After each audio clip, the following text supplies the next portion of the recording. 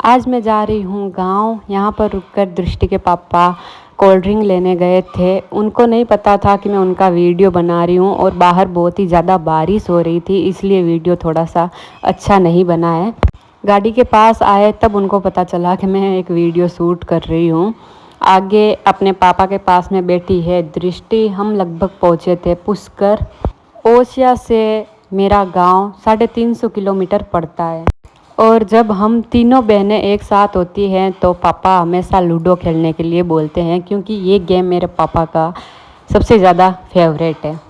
कोई कोई इस गेम को पैसे लगाकर भी खेलता है, लेकिन हमें तो बिना पैसे लगाए ही ये गेम बहुत ही इंटरेस्टिंग लगता है।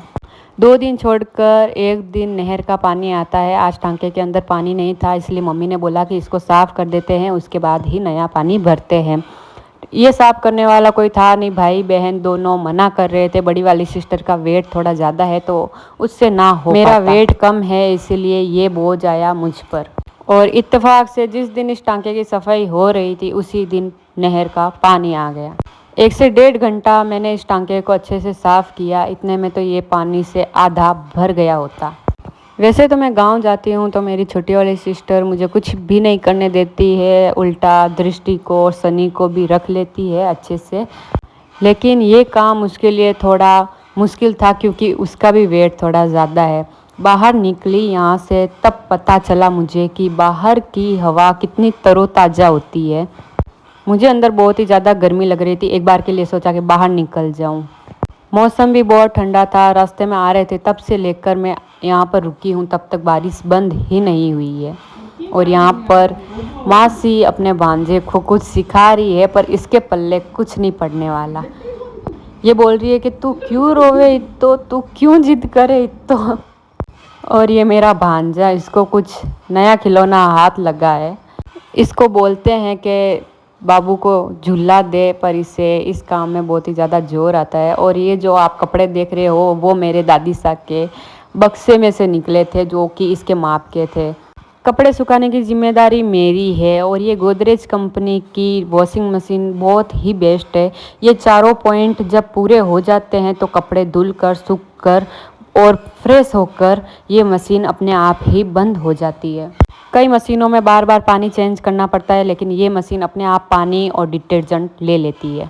सनी अभी अपनी मस्ती में गुम है, बिस्किट खा रहा है। जितनी देर इसके पास में बिस्किट या फिर कोई खाने की चीज़ रहेगी तब तक ये बिल्कुल नहीं रोएगा। दूध की बोतल देखी नहीं कि इसका जिद चालू।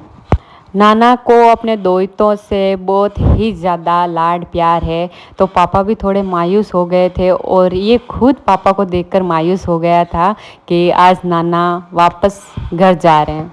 मुझे भी थोड़ा सा बुरा लगा। उसके बाद में मैं और सनी आ जाते हैं हॉस्पिटल, क्योंकि हम दोनों को ही बहुत ही तेज़ बुखार है। मैं सरकारी हॉस्पिटल में आई थी क्योंकि यहाँ की दवाइयाँ बहुत ही ज़्यादा अच्छी है, ये बात मेरी मम्मी ने बोला था। और ये जो दवाइयाँ मैंने ली उससे काफ़ी ज़्यादा फ़र्क भी पड़ा है।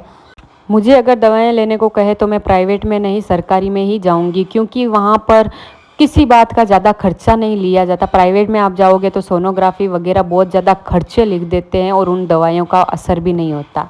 और सरकारी में आपको बिना किसी स्वार्थ के सही दवाइयाँ लिखी जाती है। हमारे ओसिया में भी कुछ ऐसा ही है कि जितने भी सरकारी हॉस्पिटल में डॉक्टर बैठे हैं उन्होंने बाहर अपना एक प्राइवेट हॉस्पिटल खोल के रखा है। जब हम सरकारी में जाते हैं तो वो हमारी बीपी वगैरह कुछ भी चेक नहीं करते हैं, और जब हम प्राइवेट में जाते हैं तो इतनी सारी जांचें लिखते हैं, एक्सरे, बीपी वगैरह, शुगर टेस्ट, ब्लड टेस्ट, बहुत सारे टेस्ट लिख देते हैं। यकीन मानो कि उस हॉस्पिटल से सिर्फ मुझे दवाइयाँ दी थी बुखार उतरने की, और वो सिर्फ मैंने एक टाइम ली थी। उससे भी मुझे बहुत ही ज़्यादा फ़र्क पड़ गया था।